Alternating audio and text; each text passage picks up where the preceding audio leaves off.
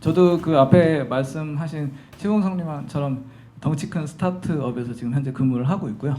오늘 우연찮게 이런 기회가 생겨서 여러분들께 오프라인에 오늘 궁금하셔서 오신 분들이 굉장히 많으실 것 같아서 이것저것 이제 말씀을 좀 드리면 될 것 같고요. 사실은 이제 여기 실적이나 뭐 이런 것들은 저희 기업이 오픈되어 있는 기업이 아니다 보니까 좀 그냥 편하게 들어주시면 될 것 같습니다. 저는 사실 농심에서 한 15년 정도 근무를 했고요. 그때 이제 영업사원부터 시작해서 트레이드 마케팅이랑 그다음에 식자재 유통 이런 업들을 하면서 프랜차이즈 쪽에 이제 같이 업무를 진행했고, 그러다가 우연찮게 방 대표님 만나서 이쪽 프랜차이즈업에 관심이 있어서 들어오게 됐고요. 그래서 설명을 좀 드리도록 하겠습니다. 그냥 뭐 거창하진 않고요. 이커머스의 미래인데 시간이 짧아서 빨리빨리 핵심만 좀 말씀을 드리고 넘어가도록 하겠습니다. 일단 기본적으로는 리테일 시장이 굉장히 많이 이제 변화를 하고 있습니다. 예전에 그 보시다시피 저렇게 트래디셔널 마켓이랑 일본 전통 슈퍼죠. 지금 현재 굉장히 많이 없어졌는데 그러다가 전문점이 생기고, 그다음에 이제 디파트먼트 스토어, 백화점, 그다음에 대형마트라는 것들이 생겼는데요. 우리나라 같은 경우는 이제 대형마트가 중간에 이제 90년대에 들어서면서 굉장히 많은 포션을 차지했습니다. 최근에는 이제 CBS라는 편의점이 들어와서 유통을 지금 장악하고 있는데, 근데 최근에 이제 여러분도 아시다시피 코로나 이슈가 생기면서 특히나 이제 이커머스가 굉장히 부각이 됐다라고 생각을 하고 계세요. 근데 실질적으로는 이커머스는 사실 인터파크가 처음으로 인터넷몰을 시작한 게 1996년입니다. 벌써 20년이 넘었고요. 사실은 식품을 제외한 다른 카테고리, 뷰티와 패션을 제외한 다른 카테고리는 이미 벌써 다 이커머스로 넘어와 있습니다. 그래서 식품을 하시는 분들은 아직까지 이커머스가 별로 크지 않다라고 생각을 하고 계신데, 쿠팡의 매출의 절대 다수를 차지하고 있는 건 기본적인 다른 생활용품부터 시작해서 일상용품들, 그러니까 우리가 흔히들 말씀하시는 우리 몸 안으로 들어가지 않는 상품들은 벌써 이커머스로 대부분 다 컨버전이 됐다라고 보시면 될 것 같습니다.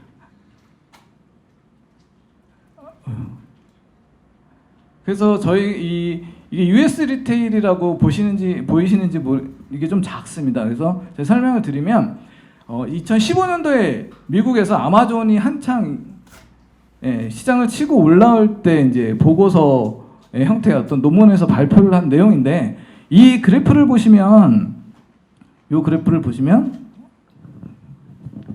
지금 연도거든요. 요 밑에 보시면 이 시점이 지금 푸드하고 베버리지라고 되어 있는 이 시점이 한 2024년도에 10%가 넘는다고 되어 있습니다. 근데 지금 현재 우리나라가 한 조쯤에 벌써 이미 와 있고요. 한 2020년이죠.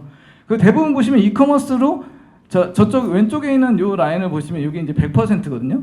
자, 90%까지 가는데 식품과 드럭스토어 그 헬시 제품과 약 제약이 이제 요때 시점까지 간다는 얘기입니다. 그래서 언젠가는 전부 다 이커머스로 다 컨버전이 될 건데, 이 시기가 얼마나 빨리 오느냐의 시간의 문제였는데, 지금 현재 그때 당시에 2015년도에 아마존을 보고 발표했던 그 해당 카테고리들의 예측을 조금 더 앞당겼다고 보시면 될 것 같아요. 제가 그렇게 되게 된 배경에 대해서는 딱 두 가지 요소가 있을 건데, 그건 제가 조금 이따가 같이 설명을 좀 드리도록 하겠습니다. 그래서 이 논문에서는 푸드 앤 베버리지가 한 2039년이 되면 50% 이상을 차지할 거라고 보고 있고, 90% 이상이 되는 시점을 2050년으로 보고 있었거든요. 근데 제 생각에는 이거보다 훨씬 더 빠르게 올 거라고 생각을 하고 있습니다. 그래서 그 글로벌 리테일 시장 규모를 보면 우리나라가 지금 이게 이쪽 2차 사부면으로 이렇게 봤을 때 리테일의 침투율이 가장 높은 나라가 우리나라고요. 그리고 저기 미국과 중국, 그 다음에 영국이 있습니다. 그래서 뒤에 보시면은 영국하고 미국은 이미 아마존이 전체 이커머스의 한 40%에서 50% 정도 시장을 점유를 하고 있고요. 한국은 이게 지금 2018년도 자료인데 지마켓이 19%, 그 다음에 18%가 쿠팡, 나머지 11번가 롯데쇼핑 이렇게 되어 있습니다. 근데 올해는 이게 아마 숫자가 역전이 돼서 얼마 전에 저희가 이제 실적 발표를 해서 2019년도 이제 매출 자료가 나왔거든요. 아마 기사 보신 분들은 아시겠지만 7조 한 1,250억 원 정도 매출이 나왔습니다. 근데 이 온라인에서 아시는 분들은 아실 텐데 한 가지 정확하게 기사를 보실 때 정확하게 보셔야 되는 부분이 뭐냐면 거래액하고 매출을 잘 보셔야 돼요. 네, 저희 같이 쿠팡처럼 직매입이 메인으로 하는 사업을 하는, 그러니까 다른 데에서 물건을 사서 사입을 해서 저희 재고로 안고 그걸 판매를 하게 되면 그대로 매출이 발생이 되는데, 지마켓이나 11번가 같은 경우에는 직매입이 거의 없습니다. 그래서 전체 총 거래액의 예를 들어서 수수료가 보통 카테고리마다 차이가 있지만 한 8%에서 12% 사이가 되거든요. 그 수수료율을 매출로 산정을 하게 되어 있어요. 그래서 올해 지마켓이 실적 발표를 했는데 제가 알기로 1조 한 900억 원 정도 매출이 나왔다고 했으니 아마 거래액 기준으로 하면 한 12조 정도? 12조에서 13조 정도가 될 거고요. 쿠팡은 7조 1,250억 원이라고 되어 있는데 직매입이 한 6조 한 6천억 원 정도 되고, 실제 3P, 오픈마켓, 이렇게 지마켓이나 11번가처럼 판매자 상품이 올라와서 판매된 거래액이 한 6조에서 7조 정도 됩니다. 그래서 합치면 비슷비슷한 수준, 뭐 조금 더 높은 수준에 왔다고 보시면 될 것 같고요. 그게 이제 작년 수치라고 보시면 될 것 같습니다. 그래서 이건 이제 리테일 채널의 변화인데, 이건 제가 예전에 이제 다른 데서 그 뭐 컨설팅도 하고 뭐 이런 거 저런 거 할 때 만들었는데, 사실 이 역사를 알면 굉장히 재미가 있거든요, 리테일에. 제가 대부분 잘 모르시는 것 중에 하나가 편의점 1호가 1989년에 1호점이 생겼습니다.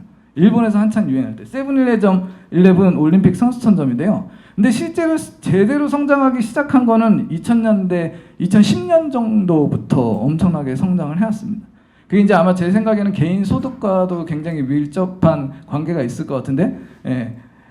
그래서 제가 아까 말씀드린 것처럼 인터파크가 1996년에 들어왔고요. 이마트가 우리나라 처음에 오픈한 게 1993년 이마트 창동점이 1호였습니다.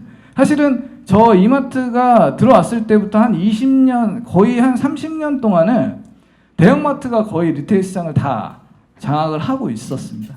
그러다가 최근에 CBS가 여기 보시면은 점포수가 지금은 4만 한 3천 개까지 늘어났거든요. 예. CEO랑 GS25, 세븐일레븐, 미니스톱, 그다음에 이마트 24까지 해서 모두 5개가 4만 3천여 개가 됐는데, 대부분 리테일 유통을 잘 모르시는 분들이 이 우리 슈퍼마켓이 망한 이유가 대형마트와 이커머스 때문에 망했다고 생각을 하고 계시더라고요. 근데 실질적으로 가장 영향을 많이 준 건 편의점입니다. 편의점.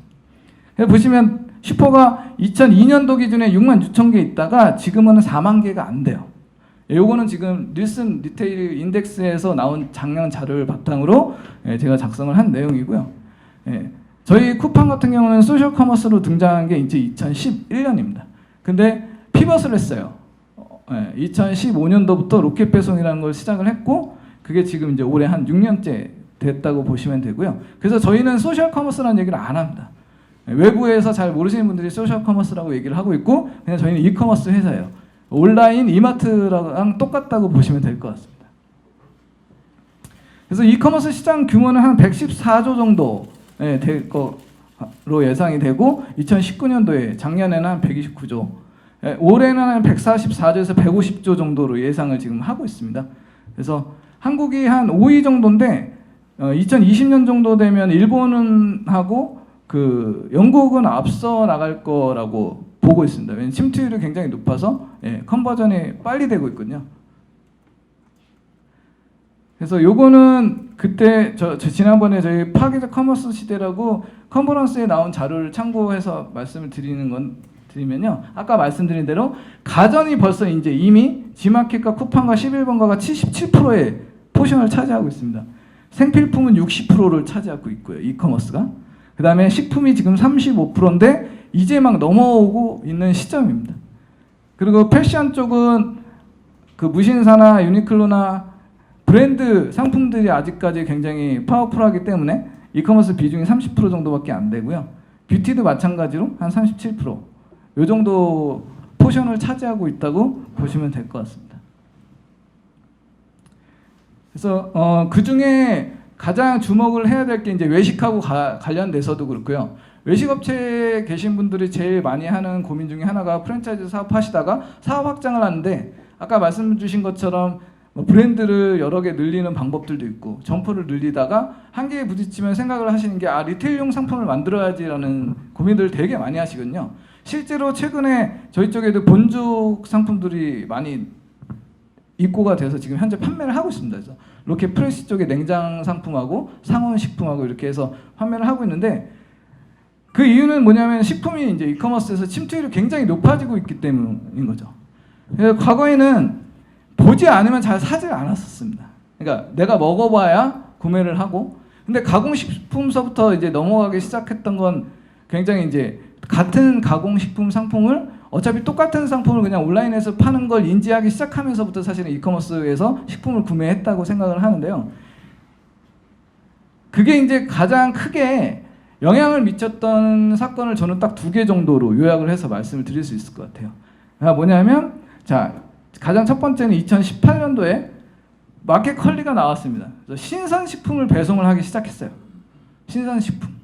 그리고 그걸 보고 바로 저희 쿠팡이 로켓 프레시를 런칭을 했습니다. 2018년도 9월에. 그때 처음에 런칭을 했을 때 월 매출액이 3억이었습니다. 지금은 거의 1,000억 가까이 나오고 있는데 이건 나중에 이제 커트 쳐주시고요. 그래서 새벽 배송이 나오면서 자, 제가 이 밑에다가 레이아웃을 적었어요. 제가 오프라인 트레이드 마케팅을 할 때 저희가 뭘 했었냐면 머천다이징을 했었습니다. 인스터 머천다이징이라고 점포에서 어떻게 하면 고객들이 쉽고 빠르게 물건을 집을 수 있을까에 대한 그런 업무를 진행을 했었는데 이게 그 대형마트 가보셨죠, 여러분들? 가보시면 천장에서 아래로 쳐다보고 있다라고 생각을 하시면 됩니다. 레이아웃 그리드인데요. 이 초창기에 보시면 여기 제일 앞에 있는 카테고리가 뭔지 아십니까? 처음에 마트에 딱 들어갔을 때 오른쪽에 있는 야채랑 첨가가 있어요. 자, 일반적인 리테일 마켓은 야채하고 첨가를 가장 맨 앞에다 놓습니다. 근데 특히 첨가를 놓는 이유는 뭐냐면 자, 대부분의 상품들이 식품이에요. 특별하게 차이를 보일 수가 없어요. 근데 누구나 다 파는 상품을 운영을 하기 때문에 어떤 게 필요하냐면 계절감과 신선도 그리고 계속 바뀔 수 있는 상품이 바로 첨가랑 야채이기 때문입니다. 그 얘기는 뭐냐면 집객을 하는 카테고리가 바로 신선이에요. 근데 이 신선을 온라인에서 하기 시작을 한 겁니다. 자, 여러분들 한번 생각해 보십시오. 가족들, 집에 가정들 다 가지고 계시잖아요. 애들하고 주말에 장을 보러 가셨을 거예요. 자, 신선식품을 사러 갔습니다. 갔다가 저기서 과자가 행사를 하고 있고 그 다음에 음료수가 행사를 하고 있으면 가서 중간에 그냥 집어서 나오면서 그냥 동시에 샀죠. 그랬기 때문에 대형마트가 계속 유지가 됐었는데 온라인에서 신선식품을 배송하기 시작하니까 어떤 현상이 벌어졌습니까? 매장에 안 갑니다. 이제. 대형마트를 안 가기 시작했어요. 그래서 신선식품 배송이 진행이 되면서 급속도로 굉장히 빠르게 한번 전환이 됐고요. 두 번째로는 이번에 이제 코로나 이슈가 생기면서 집에서 나오질 않게 되면서 급속도로 비대면 비접촉 쇼핑이 증가하면서 저희 캐파가 굉장히 많이 들었습니다. 이것도 하나 커트를 쳐주시면 되는 게 지난달 저희 매출액이 한 1조 정도가 나왔어요. 그냥 로켓 배송만. 그래서 올해 제가 예상을 하기로는 한 14조 정도를 생각을 하고 있습니다. 쿠팡은 어떤 회사냐면요. 제가 아까 스타트업이라고 말씀을 드렸잖아요. 굉장히 덩치가 커졌는데 대기업화되지 않았습니다. 아직까지. 처음에 저희가 로켓 프레시를 런칭할 때는 이렇게 스티로폼 박스에다 넣어서 납품을 했었어요. 그랬더니 이제 언론에서 엄청나게 얘기를 많이 나왔어요. 처치곤란하고 스티로폼, 그 다음에 아이스팩이 다 재활용이 불가능한 아이스팩을 사용을 했었거든요. 그래서 저희가 한 게 종이 박스를 만들었습니다. 그래서 안에 라미네이트로 해서 최대한 빠른 시간 안에 그 다음에 저기 보이시면은 그 로켓 프레시 아이스팩 보이시죠? 저게 녹으면은 그냥 안에 물이 들어있어요. 잘라서 저건 종이로 버리고 물은 버리면 됩니다. 그러니까 친환경적으로 바로 바꿨습니다. 그랬더니 쓰레기가 많이 나온다고 또 고객들이 계속 얘기를 하시는 거예요. 그래가지고 아이고 비닐 코팅 박스를 종이로 분리 배출해도 되냐 안 되냐 해가지고 갑로늘박이 되게 많았습니다. 그래서 아파트에서 이건 된다 안 된다 하다가 최근에 아파트 경비 이제 그쪽에서 그 하시는 분들이 다 라미네이트를 찢으셨어요. 그래서 이게 환경부에 질의를 넣었더니 이거는 이물질을 제거하고 해야 된다라고 했죠. 근데 이게 이제 급물살을 타면서 맘카페부터 시작해서 고객분들이 점점 하나둘씩 떠나가는 얘기가 들려오기 시작했습니다. 나는 4만 원 무료 배송을 해주는 쓱으로 가야지, 마켓컬리로 다시 가야지 막 이러니까 저희 회사에서 바로 보냉백으로 만들었어요. 그래서 지금 테스트에서 강동, 강남에서 전 지역에 아직까지 확대는 안 되는데 아마 이번 달 안에는 거의 다 확대가 될 예정입니다. 그래서 보냉백 주문하셔서 받으시면 다음에 로켓 배송을 주문할 때 그냥 밖에다 놔두시기만 하면 가져갑니다. 이게 일자로 다 펴지고요. 물류센터에 가면 저걸 한번 소독을 쫙 합니다. 기계가 있어요. 그래서 그래서 저희가 쿨러백을 시작을 하고 모든 게 다 커스터머 센트릭, 고객 중심으로 업무를 진행을 합니다. 그래서 제가 자신 있게 이제 스타트업이라고 말씀을 드릴 수 있는 이유는 어떤 일을 하더라도 무조건 저희 대표님이 올해 나이가 43이신데 무조건 고객 중심이에요. 그래서 대기업화되는 걸 굉장히 싫어하셔서 이렇게 업무를 진행을 하고 있고요. 제가 제일 중요하게 생각하는 게 세 가지인데 첫 번째가 이제 컨비니언스죠. 편리하게 원래 자정까지 주문하면 내일 도착이 되어 있고, 자, 프라이싱은 최저가 매칭 시스템으로 되어 있습니다. 그래서 근데 이제 가끔 어떤 분들이 문의를 하세요. 쿠팡에서 제일 싼 것 같지 않던데요라고 하면 이게 19,800원 이하의 상품의 경우에 일부 배송비가 계산이 돼서 붙는 경우가 있고요. 또 하나는 스펙이 약간 다른 경우가 있습니다. 예를 들어서 다른 채널에서는 590g을 팔고 있는데 뭐 저희는 550을 팔고 있던가. 근데 그것도 저희 대표님이 계속 얘기를 해서 프라이싱도 다 그램당 매칭을 다시 다 이제 하고 있어요. 그래서 거의 최저가로 계속 가고 있고, 그 다음에 셀렉션은 저희가 지금 가지고 가는 SKU 수가 한 550만 개 정도가 됩니다. 제가 커피티 담당을 하고 있는데 한 20만 개 정도 되고요. 업체 수는 한 400개 정도 관리를 하고 있습니다. 그리고 저희가 이제 물류 인프라를 보시면 42만 평 정도의 이제 물류 센터를 가지고 있고요. 지금 현재로서는 10분 거리에서 한 3,400만 명 정도 소요를 할 수 있을 정도. 그래서 작년 기준으로 한 6억 개인데 지난달 기준으로 한 7천만 박스 정도 배송을 하고 있습니다. 그래서 저희가 외주 주는 게 한진택배에 있는데 그거랑 합치면 대한통운보다는 물량이 많고요. 그게 아니면 2 정도 되는 수준입니다. 근데 저희 올해 계획이 지금 풀 캐파로 차서 물류센터를 더 지을 예정입니다. 그래서 캐파를 지금보다 더 늘리는 게 저희 계획이고요. 아까 말씀드린 것처럼 저희가 12시 전에만 정확하게 밤 23시 59분 59초까지만 주문하시면 다음날 배송이 됐거든요. 근데 이거 지금 1차 주문, 2차 주문으로 나눠서 혹시나 밤에 12시를 넘긴 고객들이 당일날 받고 싶으신 거를 대비해서 새벽 0시서부터 10시 내에 주문을 하면 그날 당일 저녁 7시까지인가 배송을 하는 걸로, 그러니까 반나절 배송으로 지금 바꾸고 있습니다. 이거는 빠르면 이번 달에서 이것도 다음 달 정도면 오픈이 될 예정이고요. 아까 카카오톡 선물하기 한번 말씀 주셨는데 시장이 4조 정도 된다 해서 지금 현재 이거는 바로 런칭을 했습니다. 쿠팡 내에서 선물하기가 가능하게끔. 그래서 대부분 그렇게 진행을 하고 있고요.